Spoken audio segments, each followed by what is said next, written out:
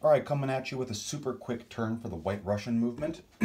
um, but first things first, I got to do one correction on Madman's Soviet turn. Also, side note, he had a cavalry for me in Veneto on his Austro-Hungarian turn when he attacked. And I did not have a cavalry there. It was just like a leftover on the board, I guess. But other than that, the disposition was correct.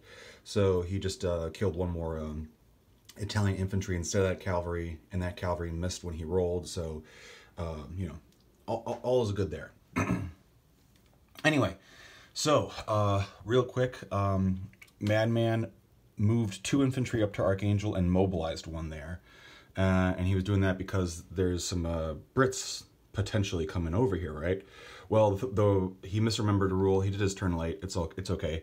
The Allies can't land there unless those territories are empty. So as long as he has 1 unit up here, he's good. He doesn't need to have 3 units in Archangel. So I let him know, and I'm letting him just move the 1 infantry he mobilized to Kazan and the other infantry that he sent up to Archangel to Kazan. All right, so that's that. So he actually has 6 infantry in there, not just 4, and he has only 1 infantry in Archangel.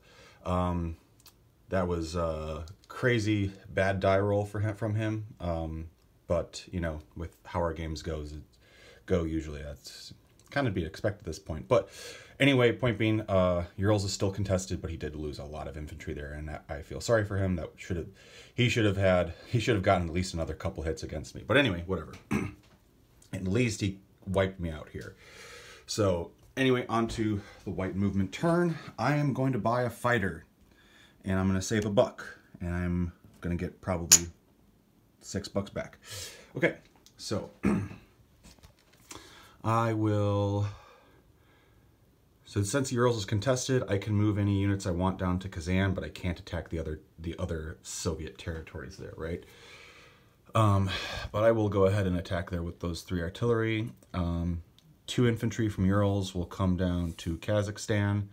1 infantry and will get towed in Tuva will get towed by cavalry to Kazakhstan, and the infantry in Tushet Khan will get towed by that cavalry to Kazakhstan. And the infantry in Tuva will just step up to Urals. Okay. And then they will attack that lone Soviet guy there. And I can mobilize in Omsk. Even though it's the territory is contested, but since it contains a victory city that my side started with, and also historically speaking, Omsk basically served as the capital or central headquarters for the white movement early on in the war and stuff like that. Little history lesson for you. But anyway, I can build a fighter here is what I'm getting at. It's contested, so I could only build a maximum of 2 units in this territory of Urals since it's contested, and it was my original starting territory of the setup. The Soviets, if they contest here, cannot build here. Only the whites can build here if they contest it. Okay. Anyway, with all that, I'm just going to roll his defense. And then my Dreadnought that is up here in 22 is going to go 1, 2 into Season 4 and risk a mine to try and convoy the Soviets a little bit at least. You know, shave off a couple bucks. So let's go ahead and do that. And he misses. Okay. So he will now get convoyed with a Dreadnought here up in Season 24. And I am just going to roll his defense. So he has a 3. And I have plenty of other stuff. So here we go. All right, and he goes out with a bang. Cool. I think that's fair. So he dies, and 1 of my infantry dies. Okay, that's that. Urals is back in white hands, white Russian hands, and my fighter goes down in Urals. Give those artillery a boost to attack it, defend it 4. And then I will collect $6, which puts me at 7. Back up to 6. I think Madman had me an IPC short. I think he forgot about my this Mongolian territory.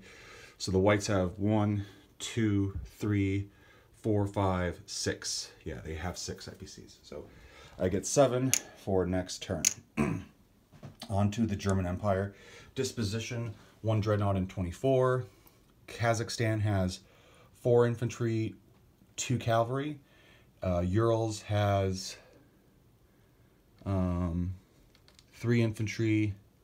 6 infantry, 3 artillery, 1 fighter, and a Japanese infantry.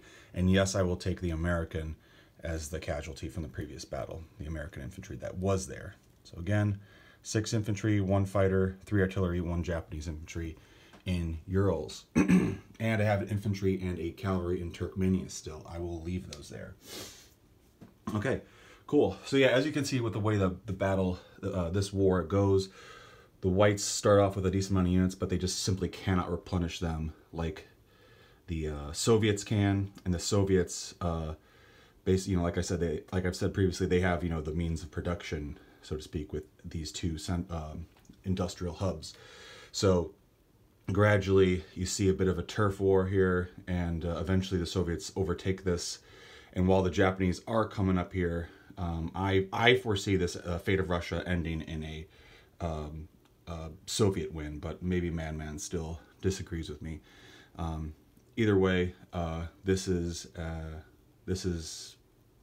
this particular Russian Civil War.